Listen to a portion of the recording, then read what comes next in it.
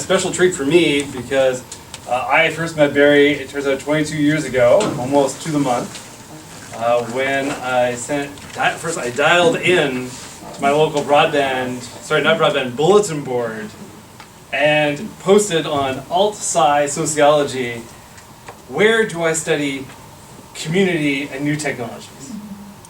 And I only got one response back, and it was, you're in Canada, you go to Toronto and you study with Barry Wellman. And I was like, there was only one, it was the internet in 1990s, there was just 5 people out there. It was all sci sociology. I mean, there was maybe 6 sociologists online, so I got one, that was impressive. And the response was, of course, go to Toronto, and I was particularly excited because I had been reading about Barry since my first year in my undergraduate, as a kind of leading community theorist, because of his kind of first area of expertise, which is the study of community from a social network perspective. But the only other people I had read about who were studying community were all from the 1800s and kind of unavailable to mentor fellow students. So I was really excited to find out that Barry was in fact still available to mentor. And that was 22 years ago.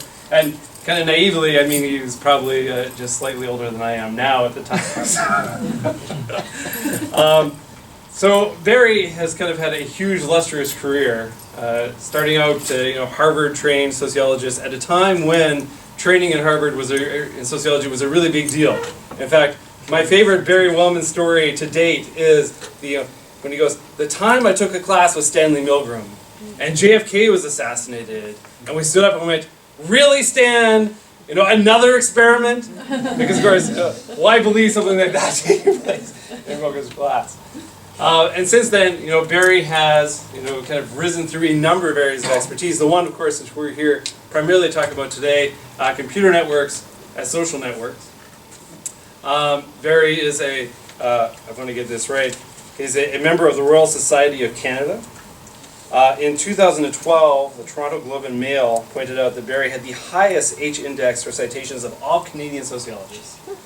And they went and verified again this today. And it turns out, Barry, you are 51 citations short of 50,000 citations. I know my H-index is... And I checked this morning, and I was hoping that by the time you gave your talk this afternoon, you would have passed that. But it wasn't. I suspect they only update once a day. That follows of me citing myself. It turns out you also have an H-index of 92, which means you are 8 away from entering this mythical list of Google scholars, of which there's only 1,500 who have more than 100 on an H-index, and that's in the world. I mean, that seems really high to me. Okay, great. You're also, the co-author of more than 200 articles and co-editor of 3 books, and co-authored, it says more than 80 scholars, but I'm not sure what that means. I think that means... Co-authored with. Co-authored with more than 80. I thought you had produced that many scholars, perhaps, which also wouldn't surprise me, as he's also won a number of awards for mentoring. So it's my pleasure to introduce Professor Barry Wellman, my mentor, and I think a really exciting person to get to hear from today. Thank you. It's great to be here and talk the book. This is the one book I didn't edit, but actually co-wrote myself with Lee Rainey, who's the wonderful director of the Pew Internet and American Life Project, which produces the best data on the internet. We're talking a lot about this stuff. I forgot I'm in a media TV world here. I'll be talking a lot today about some of the themes in this book, and I'll just leave it there for now. And I have until 5 o'clock. Is that the basic idea? Or when people, or earlier when people run out? Okay. So, it's already told me that Keith has used up 15 minutes on this kind of thing. And I'm not a Mac person, so I don't know how to do it. So that's vaguely what I'm going to be talking about. I'm no longer at the University of Toronto, but Bev Wellman, who's over there, and we direct the NetLab Network, and which is based in Toronto, and a lot of co-authors in some of the papers, including somebody named Keith Hampton, who many of you know. Keith and I just finished last night, really, a joint paper which we hope will get published in a couple of places. And it's been great working together, going back and forth. One of us has a predilection for multiple commas, and so the other one of us had to do a comma search. And, you know, that's you learn things about people when you do it. But enough about Keith. Okay. Does everybody here remember the Beatles? Some of you maybe too. You don't remember the Beatles? No? Okay, they were a singing group, Paul McCartney's former group. And it's okay. I didn't know we could do audiovisual here. I would have put in the song, but one of the songs they wrote was Eleanor Rigby. I can't sing All the Lonely People, Where Did They All Come From? And there's this, and it was a famous song of its time, which would be in the 1970s. And there's a statue in Liverpool, where the Beatles were from, of Eleanor. Actually, the statue is made by a less famous singer called Tommy Steele at the time. So it picks up on one of the themes. Keith and I actually put this in our joint paper, but it picks on a theme that I've been playing with for quite a while. Like John Lennon and Paul McCartney, we believe, and we think we document pretty well, that each generation believes that community and relationships were stronger in the past. That things are awful now, and actually since last November, that's probably true. And special call out to Michigan on that. And that it was good a generation ago, or in my case, multiple generations ago. I don't know how many I've lived through. Or as one British music hall song said, things ain't what they used to be. They were better in the past. How many people believe that we're in trouble now as opposed to being in good shape now? Curious. It's a room of optimists, right? Yeah. Oh, you're young. Okay. And then the boogeyman, or do we have to say boogie person now? For that, you got to take a pick. Some people think it's the evils of industrialization, urbanization, bureaucratization, capitalism, socialism. I should add populism to that list. But Keith and I on this paper focus on techno change, newspapers, TVs, cars, and of course the internet and mobile technology. Whoops, wrong thing. So you can trace this back. Tom Jefferson, you may have heard of. He was the guy that Hamilton worked for. You all know the musical Hamilton. Tom was a pretty important guy. In Canada, where I live now, we call him the rebel. But Tommy thought that great cities were evil. They were like sores in the pestilence. And then you skip ahead. Anybody been in a school play or seen one of Our Town by Thornton Wilder? Nope. Okay. It used to be a very big play, and this little tiny village like that was life. Robert Putnam, in the more modern era, the year 2000, 17 whole years ago by now, but he actually started saying that before, wrote a book called Bowling Alone, and he said, isn't it awful that people are isolated now, that they do go bowling, but they bowl by themselves rather than in organized groups. And he thought TV watching did it. But now we think, those who do think that, including my nemesis, Sherry Turkle at MIT, through the same line at the 11 o'clock seminar, but thinks that the internet is doing it. Or how many people here have had somebody walk into them, or almost, because they're looking at their mobile phone? Has that been a situation on this campus? It's certainly true at Toronto, where I live. We have it's near collision. Sometimes I don't get out of people's ways just if they're smaller than me,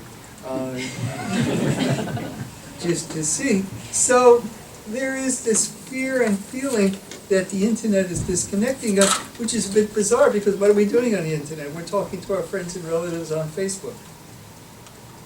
And this, maybe I could put this one slide earlier, is kind of the recurrent theme. That here we have the countryside, such as a lot of the beautiful area I saw coming in from Port Huron on Highway 69 to here. the beautiful green fields of Flint, Michigan, which have a lot of iron and lead in them, I understand. But, and then there's in the background is a factory, and here is a railroad train, and they're disturbing with industrialization these fields. And the picture, and I borrowed this from Keith's previous paper, let's go up one slide, called Persistent and Pervasive Community, and a little bit more about that later, is that this is the way the world used to be in village-like settings. Anybody here grow up in villages? Any village people? I don't mean the gay group, I mean, you know. Big city people? Suburban people? Okay, so the myth is, and it partially was a myth, that the villages were densely knit. Everybody knew each other, they were tightly bounded, and, you know, away was 5 miles away, very local. They watched each other a lot. They had a lot of ties with kin and neighbors. Of course, that was partially true. I've been reading Jane Austen recently, and all of Jane Austen's novels, they're mostly set among the elites, and the elites are always getting in their carriages and galloping to New York or to Yorkshire from near London to see each other. But generally, that was the way people thought it was, and actually, I believe the way it was to a greater extent than now. Contrary, Tom Friedman wrote a book that some of you may have read called The World is Flat, which he claimed that there were no lumpiness, that everything was interconnected. He was mostly looking at economics, but it would be for social relations. I mean, how many people here are from another country? You look Canadian, are you? 8? Where are you from? China. China. Who else? Where are you from, sir? Austria. Austria. Yeah. China. China? Any none? China? Germany? Germany. Okay. Where are you from, sir? Zambia. Zambia. I haven't been there. Where are you from? Oh, my hand wasn't up. Sorry. He's just looking at the internet. So Freeman talked all about it. He basically was anti-Trump before Trump really existed, saying that the economics people were building stuff all over the world, putting it together. But he was really kind of wrong because people were lumpy. They have different ties and different connections, but we tend to know people locally. I'm sure every one of you knows more people in East Lansing than any probability theorem would ever say, or back in your hometown. Where are you from originally? Here. East Lansing? You born and raised here? Oh my God.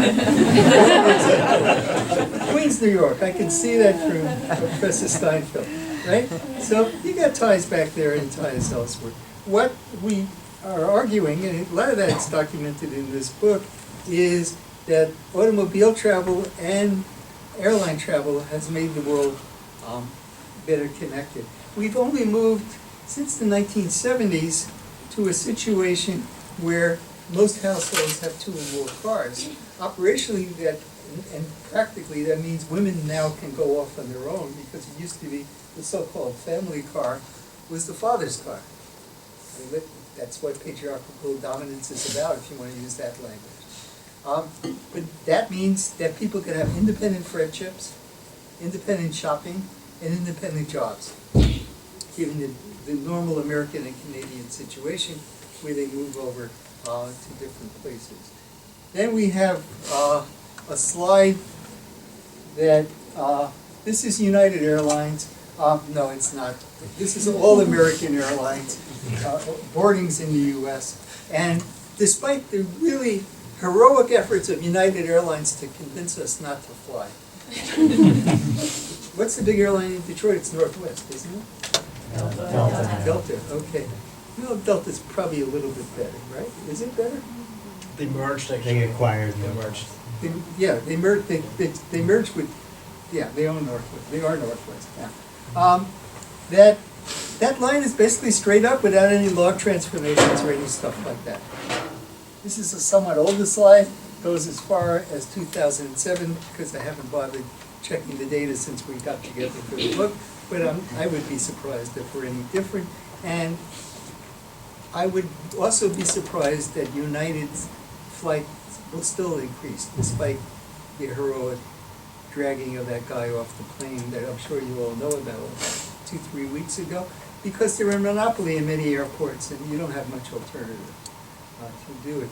What bothered me as a Canadian is that Air Canada has a joint setup, co-chair with United. They're in something called the Star Alliance. And Air Canada at least would have been nice if they had said, well, we don't do those sorts of things and we're not upset with our partners, but they didn't say a word.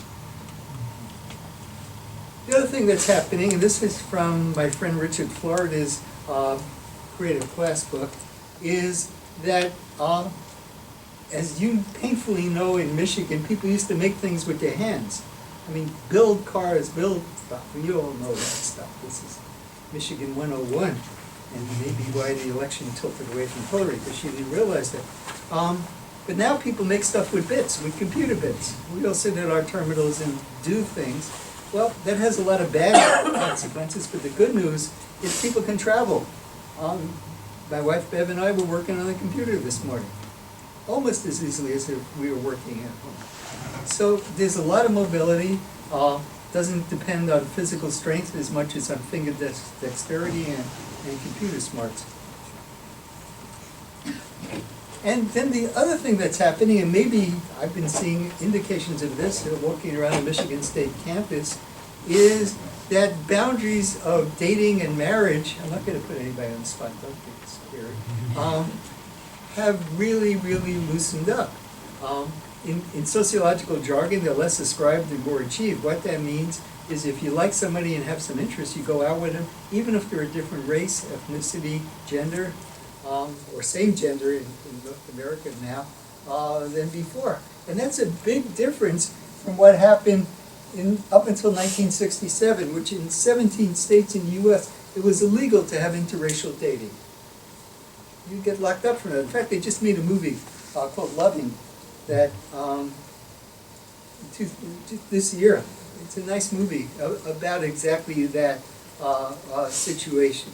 So now we're less bounded. I mean, my parents were shocked when I was dating young women who were a different religious group from me, even though they were white like I am, different religious group. And if I dated a young man, they would have been freaked out totally. I never got to that solution. Okay, so what we're arguing is there's been a turn to networked individualism. And we think in part it's something I call the triple revolution. Lee and I spend 3.5 chapters talking about that in the book. One is the switch, because of some of these structural changes that I talked about, the social networks, reaching beyond the tightly bounded groups. The second is the internet. Obviously we know it weakens distance. There are women who said she was from Zambia. You hear that? Or you left? I'm still not. Okay. So I bet you're Skyping back home or something, or emailing or something like that. Certainly folks in China are doing WeChat, unless you're very different than anybody knows from China. Toronto, by the way, has 500,000 Chinese people. A lot of them are students at the University of Toronto. So if you want good food, get out of East Lindsay. 5 hours down the road. And a little border crossing. Of course, whether you'll get back into the United States is now an interesting issue. That's okay. You got it handled? Not coming back is fine. Each to their own. So, but the internet's also personalized. It used to be that we communicated by telephone, and we didn't have mobile phones. We had landlines, what they're now called, what we called the telephone in the old days, which people, the whole family knew. When my girlfriend called, people would know that it was happening. I'll send you the slides if you'd like. You don't have to take the photo. Yes, it's good. And that means we can personalize how we communicate. Remember the move from groups and household boundary units to personalization? And now mobile. Mobile is really, I had a long time figuring out mobile stuff. But it's a hyper-personal appendage. I assume every one of you has a mobile phone in their handbag or their pocket. And it's part of your body. It's what my friend Leopoldina Fortunati calls the bird skin. And you're available to everybody, whether you like it or not. You all know how to shut off your phones by now, because that's good. It didn't used to be true. But you're accessible to everybody.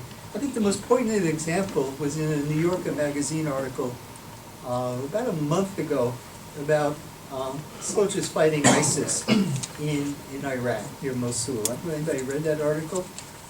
But the guys on one side of the boundary were talking to their wives and children inside Mosul on the ISIS side, and they were using their mobile phones to do it. And every time they moved around, their family members would move to another part of the ruined city to be able to connect with them.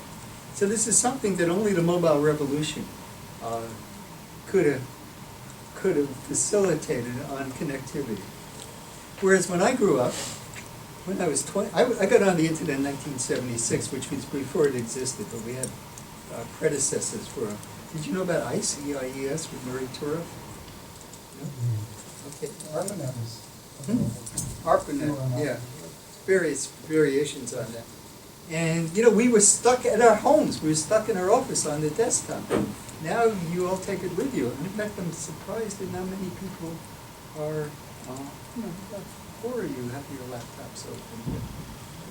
Would expect more. Of course, when I lecture, all my students have their laptop open, and they're all talking to their girlfriends or boyfriends. So you have to call on them. Oh, me? Yes, you. Okay, but that's exciting. But nevertheless, people are scared, even though we know, and Keith's done a lot of work, Professor Sheila Cotton's done a lot of work, Chip Steinfeld's done a lot of work, Bill Dutton's done a lot of work. People still think that the internet is disconnecting. I meant that I would give these slides out easily. I mean, you want to take pictures, take pictures.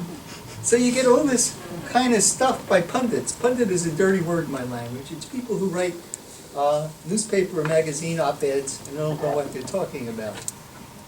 They don't have evidence, they have opinions. I'm sorry, I can't help blocking.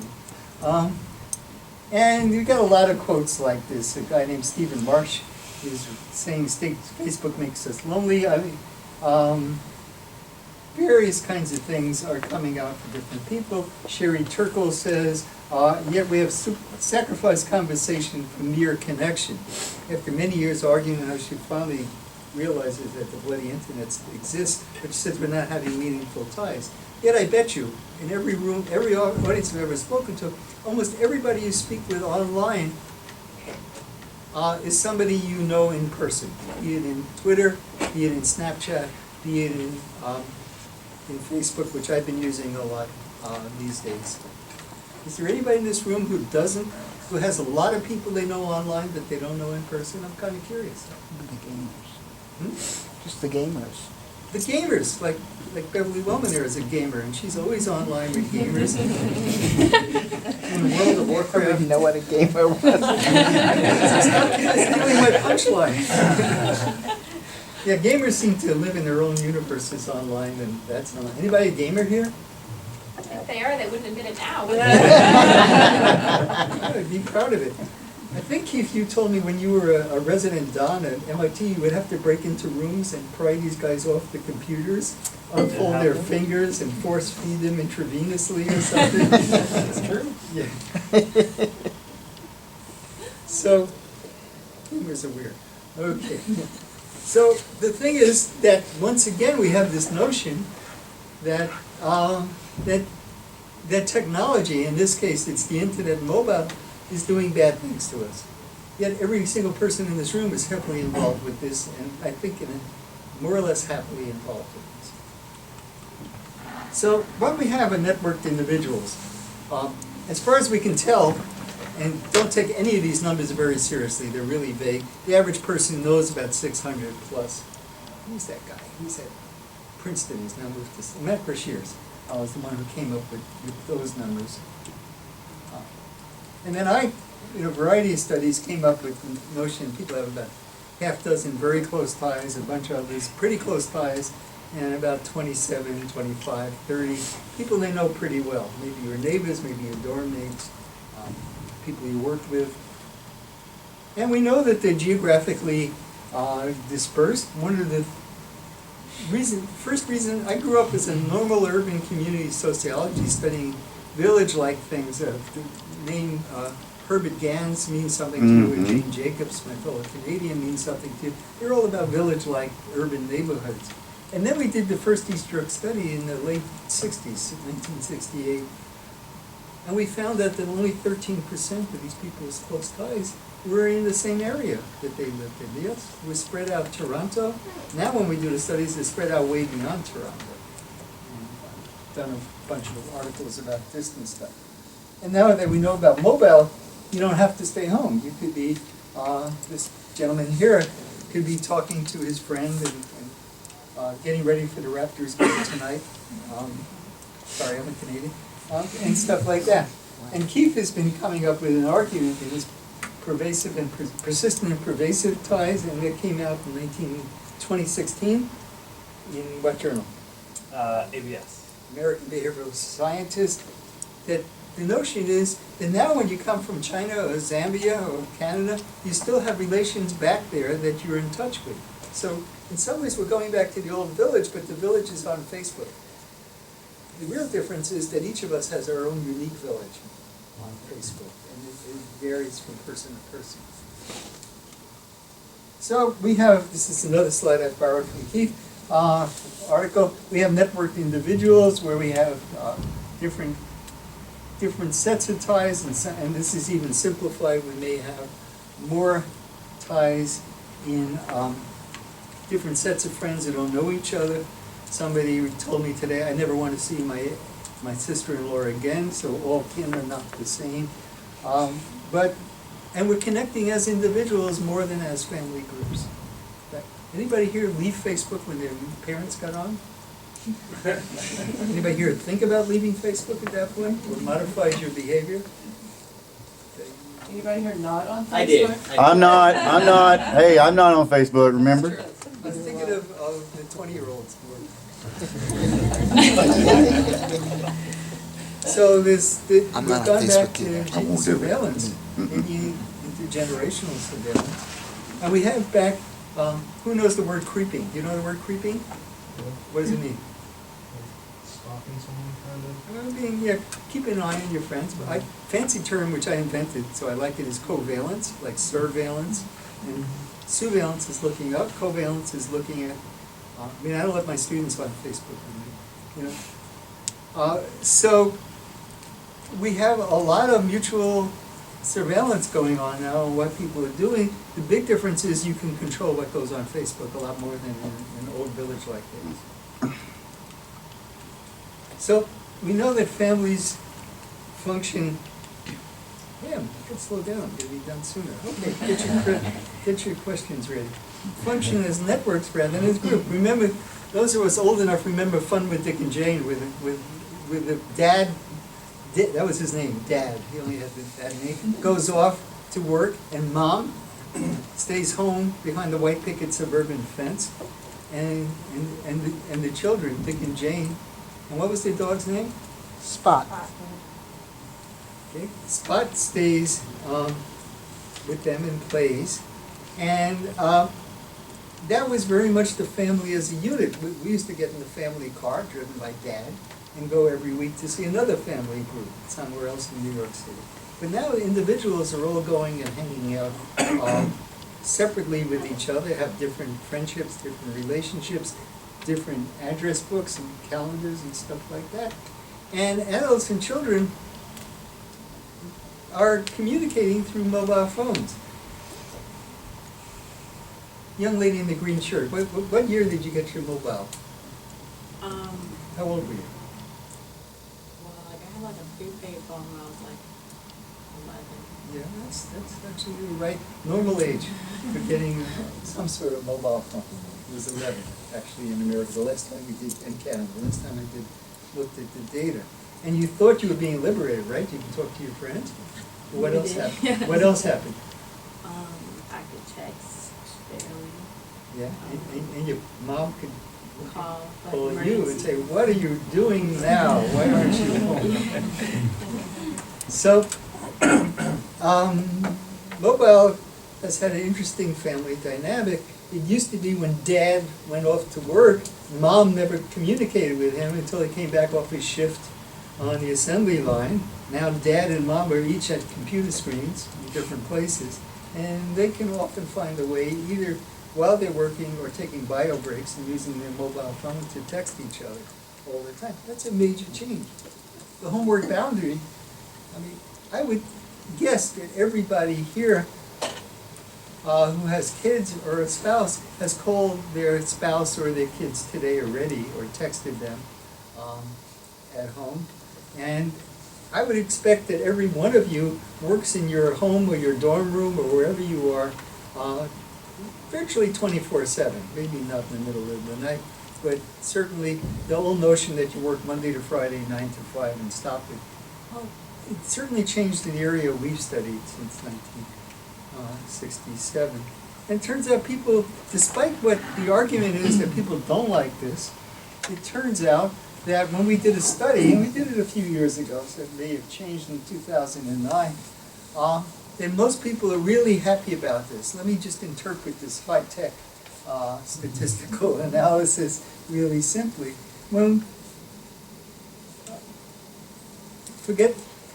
Just look above the bar. By a 5-to-1 ratio, that red's not showing up very well, more people said they think technology is keeping their families together than disconnecting it. What's even interesting is if you add these two numbers, 51 and 7, 58% don't even care. They say, oh yeah, that's just the way the world is. I don't think about technology anymore. So whereas people are making this moral outrage about how evil the community technology is and how it's disconnecting it, real people, real adults, 18 and up, are saying, yeah, it's great. Or just saying that's the way the world is. Big, big difference. Alex? What's the methodology there? Is it purely surveying individuals? Yeah, it's surveys. We ask people. Is that really a good indicator of... What's a better one? Well, have you thought about other methodologies in terms of actually checking whether technology has really made people more or less connected? Because what people say is, what you're telling me is they either don't know, or they believe it's made them closer, but maybe they don't know what their counterfactuals are. Good point. They do believe it's made them closer, if they think about it at all. Or else it's just in the background in their lives, and they don't even think about it. Just like until Flint happened, they believed that water was okay, right? Nobody said, let me finish, did you believe that water was okay? Yeah, I just drink it. So that's a lot of the background stuff there.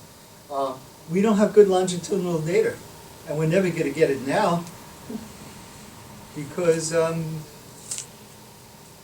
very few people are on the internet, except, maybe I can do that, thank you for thinking, if I ever get the energy to do the 50-stroke study and the money, we can do that now. Because we're going to, actually it's a good segue, if you don't mind, Alex, to the next one, which is towards older adults.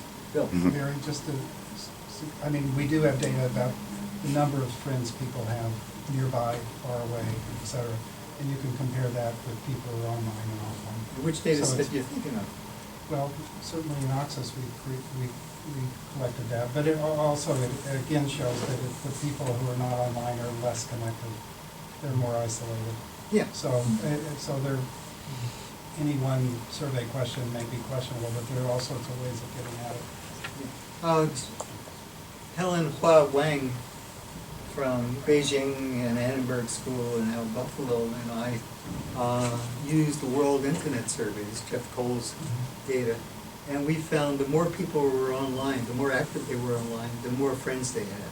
Now that's that's cross-sectional. It's not one predicting to another, but it's a strong positive association with that. So It could, online friends or friends? friends in general.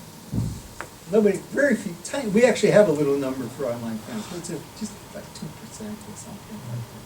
But basically, higher connectivity online is associated with larger reported, I gotta say it's reported, number of friends. Different questions, but same survey. Now, it's not over time, it's not a panel study, we can knock a lot of holes in it, but that's sort of the stuff that keeps coming up, and keeps his stuff, Lee Rainey's stuff at the Pew Internet, elsewhere. I think it's a done deal. Now, one of the things that this is from the Pew Internet surveys, the last set of people to go online, more or less, in overall American, this American data, 1980, were people over 65 or so. And he divides, I don't like these titles. I really read, I'm 74. I really object to the silent generation. You're smoking weed because I argued for it way back in the 60s.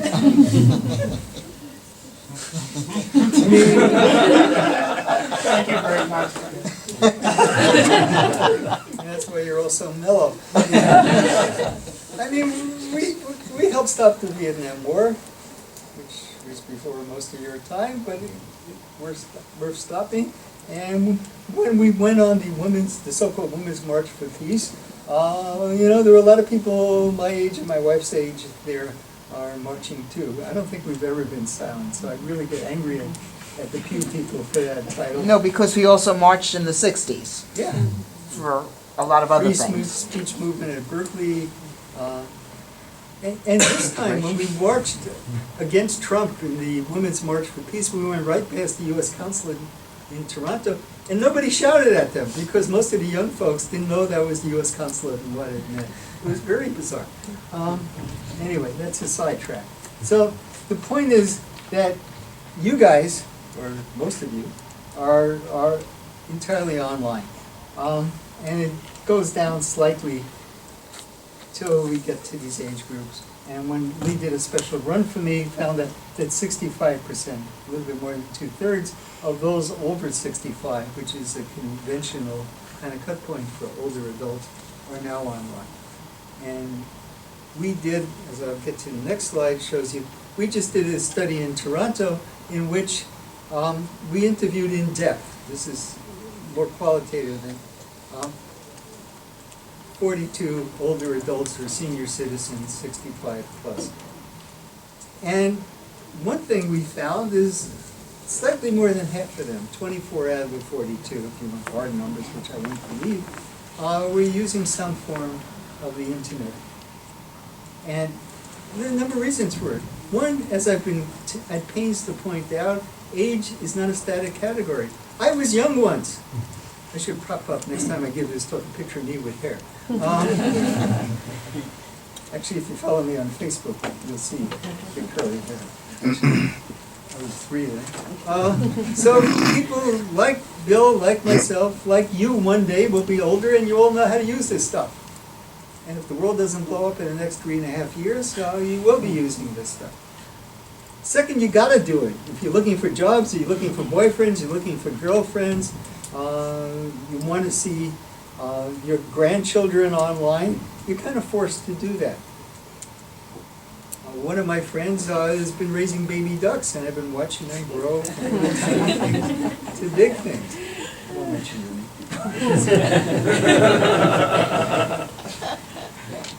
And I learned a lot. For example, I learned ducks don't like to swim. You have to push them into the water until they learn that this might be good. That was kind of interesting. Secondly, people use mobiles. I really should aim that at mobiles. Mobile phones a lot because they're worried, but they're worried about their friends. And this is a way for older people to reach out for help or to make sure that their kin or close friends are in contact. And all these things came up in the in-depth interviews we did with our participants. And I'm not going to go through the whole thing. We interviewed 42, 24 were online. This paper, which is been, actually it's just been published, hasn't it? Took them a long time to get there, but they came out really quickly. It's called Connected Seniors because I think it rhymes better than Connected Older Adults. This is the kinds of things that we're finding. One, they use the internet and mobile phones. They don't even think that they use, well, I'm using an Apple. Let's say, yeah, I'm using a new phone, like my adult child bought it for me. They use phones a lot. They actually talk on phones. How many people here have talked on a phone today? Actually put lips to the thing. Oh, that's pretty good. How many people texted on a phone today? Yeah. I think we just hit almost 100% on texting. And that's a big switch. Older people, by the way, I'm 74, so I'm a little bit older. have not such dexterity on their fingers. I certainly can text slower than most of my students can. And it's interesting to us when you hear all the hype about Snapchat, Instagram, what's new? Anything newer than Snapchat and Instagram? WeChat, of course. Nevertheless, these Canadian Toronto seniors are using email. Old-fashioned email is what they like using the most. And they also like Skype if somebody sets it up for them, because they can look at their grandchildren. And that was pretty important. Or Facebook for the same reason. But it's a more passive use. They're not actively posting. What's interesting to me, and certainly was surprising, one was how little they were using the newer technologies, but also that they more want to connect with their friends than their family. Remember, these are people 65 and up. They see their families as pains in the butt and maybe making burdens on them. Whereas their friends are people they want to see, but many of their friends have moved all the way around a lot. That really, and they basically value email for companionship and for help in using the email, help in using the internet. So digital literacy is a kind of form of social capital where one older adult helps another one in how do you do this. Or sometimes they ask their adult children. How many people here have been asked by their parents or grandparents to help them on the computer? Not half. You will. And just to kind of wrap this up. So we have older adults maintaining ties with family and friends, and they use a lot of things. The fact that, we said this before, that, and this is a paper with real data, real numbers, real quotes, and all that sort of stuff. They're moving around using whatever they can. They especially like email and phone to set up meetings, to set up get-togethers, and they see each other in person and they go behind. The only difference is neighbors. And neighbors are basically almost all face-to-face kind of ties. It exists. And then I said this about expertise. So remember we started out, and this is the last slide, talking about the switch from groups to networks. So let's link this to your country. One of the downsides of the switch, or changes in it, to be neutral, of the switch from groups to networks is the lack of trust in institutions. Remember, people don't bowl in groups now, they bowl as individuals. And look at the switch. Whoop, sorry. Help! I'm a prisoner of Apple. Max. Max! I hate Max!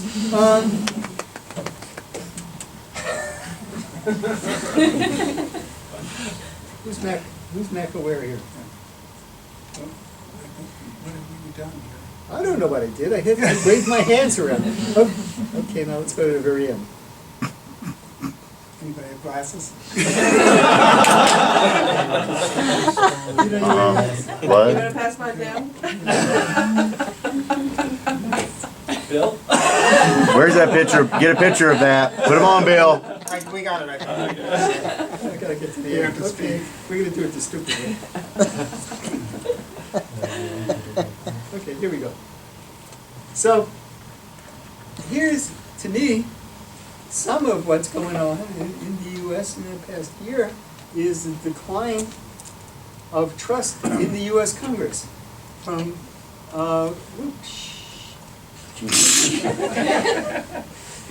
from 42, I know this slide by heart, from 42% somewhere in the past, I think it was 1970s, to 9% now.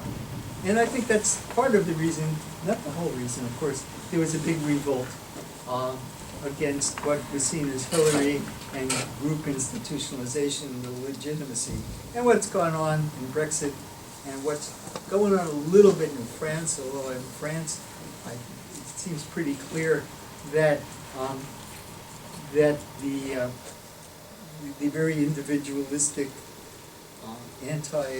racist, to be blunt, Marine Le Pen will only peak out at about 30% and not win the election, but I could be wrong.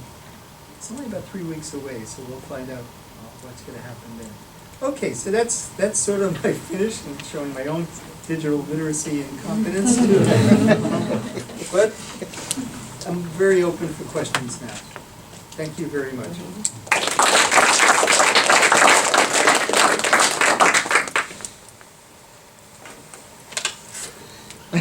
So I have a question, and you may not have the data on it, but seniors and the types of technology that they use. I was really surprised that seniors aren't using text. So was I. And I mean, it surprises me because it seems like such an integrated part of everyday life for support and primarily for like micro coordination. And it would seem like an affordance that would be particularly useful for seniors. So what's the barrier? I think it's two. I think a lot of it's habit. You know, people know how to use a phone, which is different. Okay, I'm 74. When I was your guys' age, well, most of your age, my grandmother would get on the phone, and she was late 80s then, and she would shout on the phone to her relatives all over New York City because, you know, she wasn't really comfortable with the phone. So I think, and I do a lot of this by looking around. I live in a high-rise condo now. It's not assisted living. We walk down the street to a restaurant.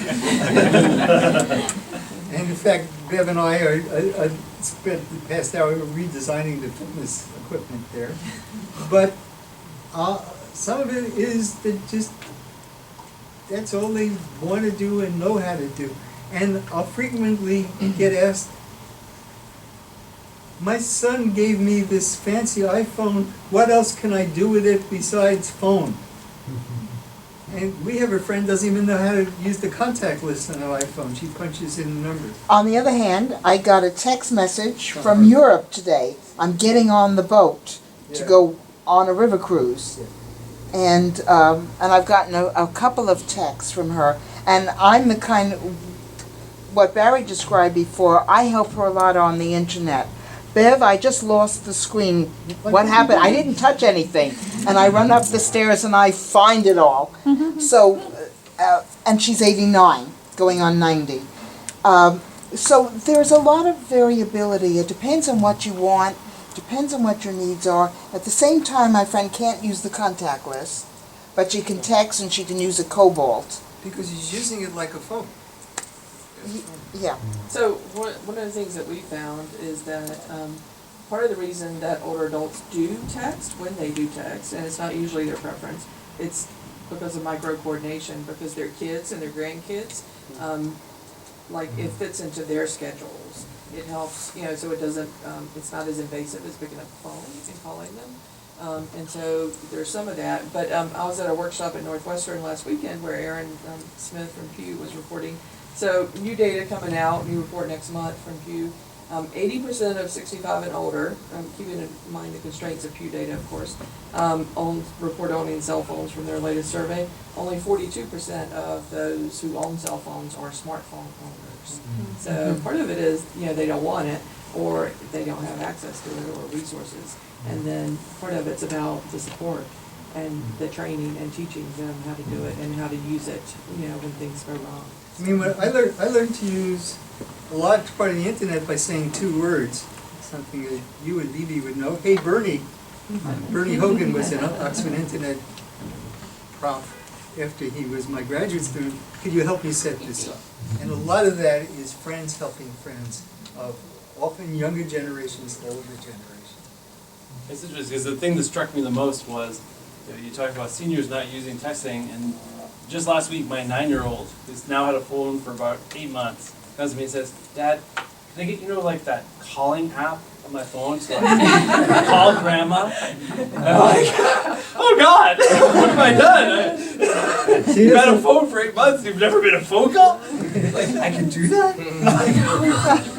Teach me to use my voice. And one of the things that it didn't come up, and it comes up in Pew data, I don't know if Aaron mentioned it, it comes up in ours, is younger older adults, which I would say I am, are more active users of the internet than middle-aged older adults in their 80s, or then in the 90s it really starts tailing off. Part of that may be because you're getting frailer, although we only talk to non-frail people, but part of it is when people learn to do this stuff.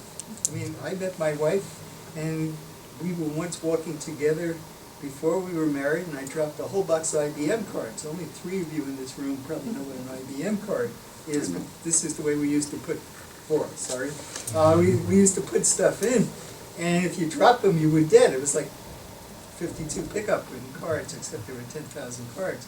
So we sorted them all out, and then I knew I should marry her. She's taken care of me ever since. I had a couple of questions.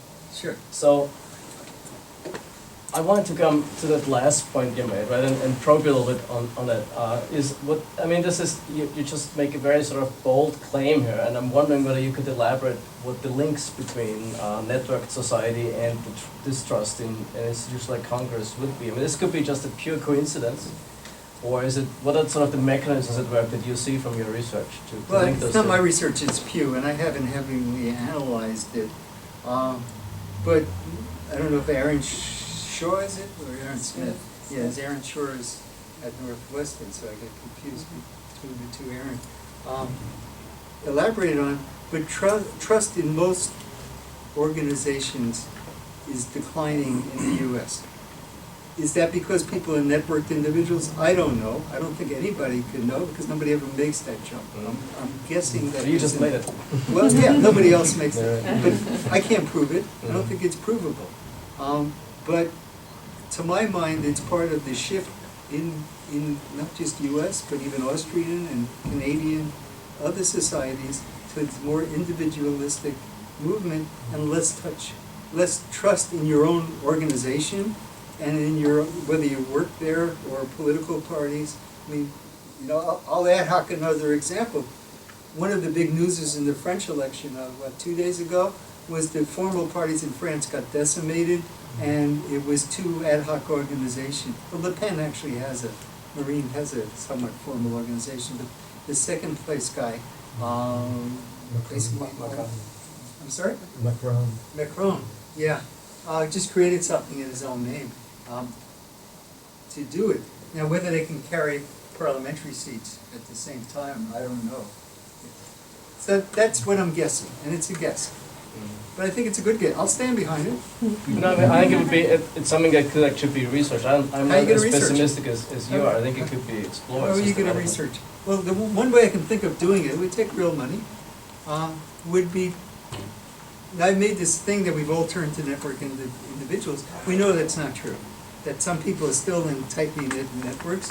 You read Arlie Huffshield's book called, I don't know the name,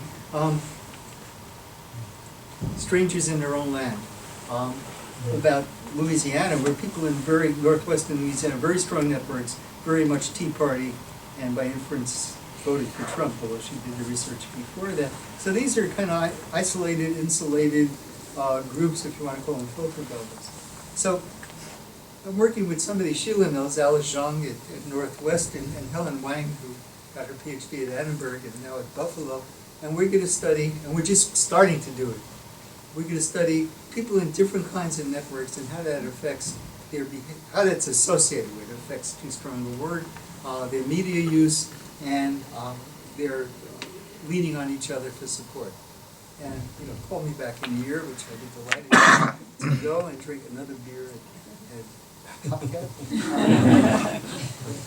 What type of networks are you gonna study?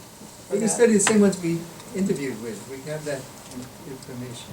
I don't have money to do another study. I sort of like your argument that these online networks enhance face-to-face communication, but I also kind of think of the downside of that is sometimes in online networks you learn things about people where you're like, I didn't know that about that person, and then there's, you might want to dissolve your tie with them. TMI. I'm also thinking about the elections and how often I've learned about people's political views on Facebook, and other people I know learned that where I wouldn't necessarily known. Have you ever, or do you know people who are studying, tie dissolution and whether that kind of leaks over into face-to-face relations? This related to Meyerson's book on No Sense of Place, and where that was decades ago, but now the idea we know more about Congress, we know more about our friends, we know more about everything, and so the mystique of institutions is disappearing, and we know all their warts and problems and whatever. Yeah. Well, Josh Meyerowitz never had any evidence. It's a good thesis, though. I think it It's a may good thesis. explain Go ahead, the Josh. communication connection between trust and institutions. although, We know everything about everybody except tax returns for the president. but I read your question, because I tried to unravel the age issue as well, and I think the biggest problem is that there are three explanations for age, and one is aging, like less nimble fingers, the other is life stage, you're retired, you don't need to do certain things, and the other is, it's cohort, what people were using when you came of age and you started using the phone or texting. You cannot unravel these things. I mean, I found it impossible to unravel the cohort aging and life stage effects, so that, although I think life stage is more important than the other two, but that's only sort of teasing data out. But have you, I mean, in your work with the connected seniors and so forth, have you been able to unravel that? No, we didn't try yet. And we don't have any measures of the manual dexterity, so Yeah. I don't know, so we won't be able to do that, but the other two are so intercorrelated. It's certainly true that you can't go beyond what's going on there. Sure. Sorry, Barry, You gotta go. glass at 5. And it's 4 minutes, so it's one last question. Neil, Zach has a question. Yeah. And then you. We'll do two last questions. Okay. So every generation's got its technological bogeyman, and you make the case that the current bogeyman is social media or mobile phone, something like that. So how much life does that bogeyman have left? And would you like to speculate which bogeyman will take its place once that one's dead? Sure, took a young one. So that boogeyman's got a lot of life left. Do we see the end to that version of the narrative? Try to speculate on what the next narrative is that will... No, I mean, the thing that scares most people is autonomous driving, but I'm not sure how that has social impacts. It certainly has physical impacts. Well, if we can get around in one-person cars, is that... But most cars are one person right now, so we're ahead of you there. Now, Bob Putnam, who I waved at, thought it was television. And Tom Brokaw thought it was television too, and he looked back and said that the greatest generation was the JFK and John Kennedy era. So, and then Keith and I trace out, we go back to Karl Marx and Fred Engels about housing and industrialization. So everybody names something. I don't know what's going to happen next. For a while we thought Google would kill talking to your friends and neighbors about stuff, but it doesn't. Because although Elihu Katz, who's still functioning in his 90s right now, just came out with an article recently and said two-step flow of communication doesn't make sense anymore if it ever did. And he's the guy who invented the term. Because people talk back and forth, and then they go online, then they go offline, and it's the kind of thing, and mobile gets in the way. I'm still a desktop guy. I haven't forgotten you, Alex. I'm still a desktop guy, so I'm just amazed at how much reliance people have on their mobile phones for looking up stuff, which I find very cumbersome. Alex? You actually pretty much answered most of my question. Oh, I was going to basically talk about these technologies for looking up stuff improving, and so this includes the recent wave is Amazon Echo, which doesn't seem to understand my parents' accent. But nevertheless, so these type of technologies do have this potential to create more individualism, and what you just told in your last answer is maybe they don't. Are there any actual studies about trying to actually isolate? How does, having everything available in Wikipedia or I don't know of any. Google? But I'm going to actually give you number one, let me answer you directly. I don't know of any. That doesn't mean they don't exist, but I don't know of any. I think that the scariest thing, and here I'm going to be a scary pundit, is the growth of surveillance by state organs, via NSA or Mossad or what have you, KGB, FSB, sorry, or Google itself and Apple and stuff like that they know a lot about each other. Now, has this constrained what people will talk about and do online yet? I don't know. Do you know, Bill? You've been working with those guys. Forces of evil. For decades, people are alarmed by this, and yet Keep doing it. give up their privacy for everything else. Yeah, including me. Yeah. But we do that. We have chapter 11 in here. And the fun part of it is we wrote 2 science fiction scenarios. One of them was agents are going to help us be autonomous individuals so that you will Skype in, you will do a hologram like in Star Trek and just appear with me, and we have a lot of autonomy, and Alexa will be wonderful and we'll do a lot of other things. The scary thing to me about Alexa is it's listening all the time and recording what you're saying.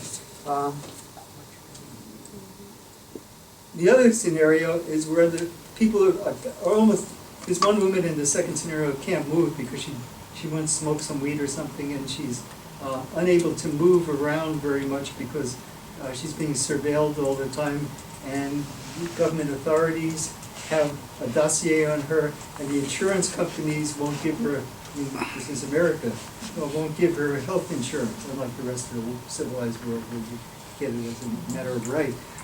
So those are some possibilities, and that's database, really database plus surveillance going on.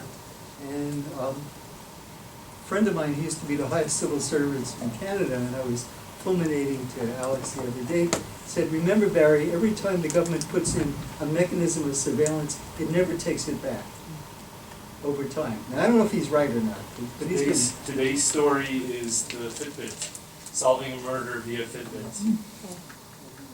So some woman took the different number of steps than the murderer claimed she would have taken in his scenario.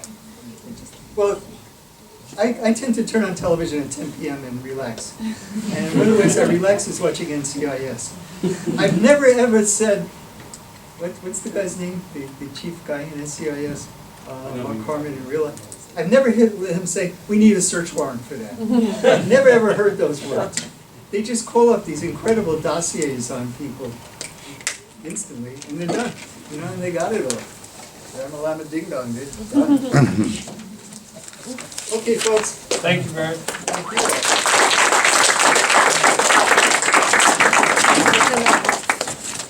Hey, RB, could you? Well, I don't. Okay. How do you turn this fucking thing? It's for a red dot. You want me to try it? Got it.